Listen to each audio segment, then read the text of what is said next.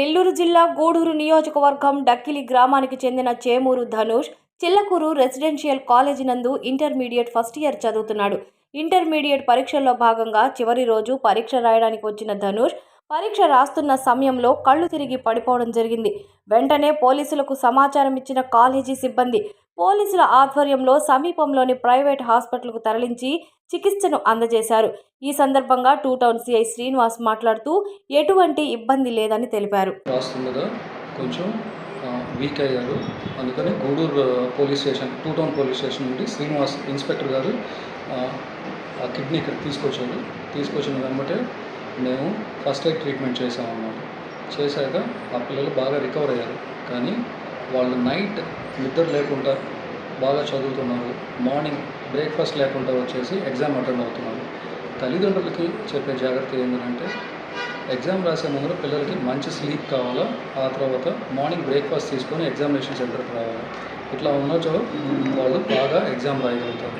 ఈ జాగ్రత్తలు మీరు తీసుకోవాలని చెప్పేసి మేము కోరుతున్నాం. ఇట్లాగా సర్వీస్ అందిస్తున్న మీడియా వాళ్ళకి, మళ్ళీ Gudur two town police station వాళ్ళకి, చాలా జాగ్రత్తలు తీసుకుంటున్న మిగతా ఆశా వర్కర్స్కి నా ధన్యవాదాలు.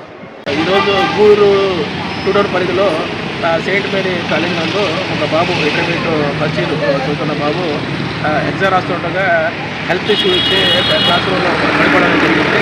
వెంటనే మేము మా సిబ్బంది మరియు కాలేజీ యాజమాన్యం అందరూ కలిసి కూడా ఏమంటే దగ్గరలో ఉన్నటువంటి ప్రైవేట్ హాస్పిటల్, సిద్ధార్థ ప్రైవేట్ హాస్పిటల్కి తీసుకురాగా ఇక్కడ ఫస్ట్ ఎయిడ్ చేస్తున్నారు. పూర్తిగా రెస్పాండ్ అవడం వల్ల అబ్బాయికి ఎటువంటి ప్రమాదం జరగకుండా జరిగింది.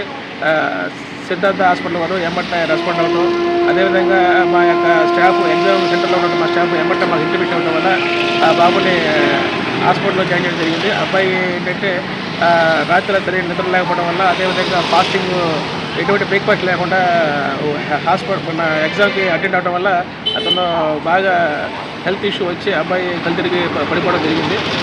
వెంటనే రెస్పాండ్ అవ్వడం వల్ల అబ్బాయి ప్రాణాలకు ఎటువంటి ప్రమాదం చెప్పి డాక్టర్ గారు చెప్తున్నారు.